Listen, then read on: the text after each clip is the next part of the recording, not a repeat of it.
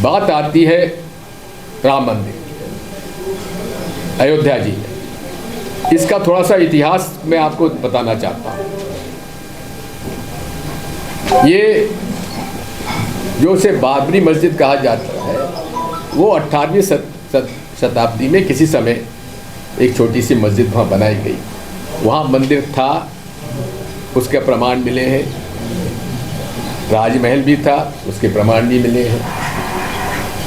और उसके बाद 1850 से निर्मोही अखाड़ा, जो कि हनुमानगढ़ी में रहते थे, निर्मोही अखाड़े ने सारा संघर्ष शुरू किया रामलला मंदिर के बारे में, जिसे कि गोरखनाथ, हमारे जो मठ है उसके आदित्यनाथ जी के पूर्व गुरु, उन लोगों ने और निर्मोही अखाड़ा ने ये लड़ाई लड़ी पिछले 150 साल में।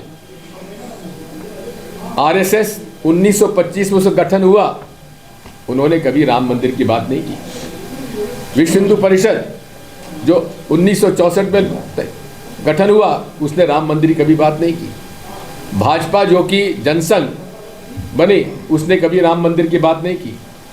भाजपा जो 1979-80 में बनी, उसने चुनाव 1984 का लोकसभा चुनाव में 2 सीटें रह गई, तब जाकर उन्होंने उसकी बात की। और आज मैंने जॉर्ज फर्नांडिस का एक देखा है बयान, जिसमें वो कह रहे हैं कि जब मंडल कमेटी, हमने आयोग का निर्णय लिया वीपी सिंह जी, तो अडवाणी जी उनसे आके कहा कि आप लोगों ने ये करके हमको अब मजबूर कर दिया, अब हमको फिर से मंदिर मस्जिद की लड़ाई शुरू करनी पड़ेगी। मंदिर मस्जिद की लड़ाई शुरू करनी पड़ेगी, यानी कि फिर से हिंदू मुसलमानों को लड़ाना पड़ेगा।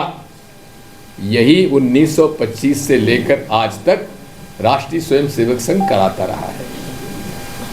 ये कौन, कैसे इनके दिमाग में बात आई?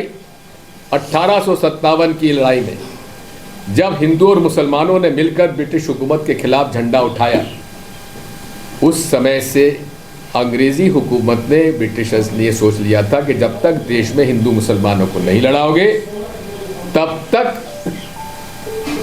देश पे राज नहीं कर पाओगे। और उसी के बाद 1857 के बाद ही हिंदू महासभा और आरएसएस का गठन हुआ, मुस्लिम लीग और जमाते इस्लामी का गठन हुआ। ये सारे इन चारों संगठन ने कभी गांधी जी का साथ नहीं दिया।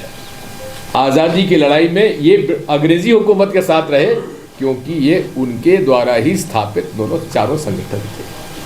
आज भी वही हो रहा है। पूरे देश में राजनीति पर चर्चा और मीडिया के अंदर चर्चा न तो बेरोजगारी की होती है, न महंगाई की होती है, न देश में जो काला धन लाने की बात थी उसकी हो रही है।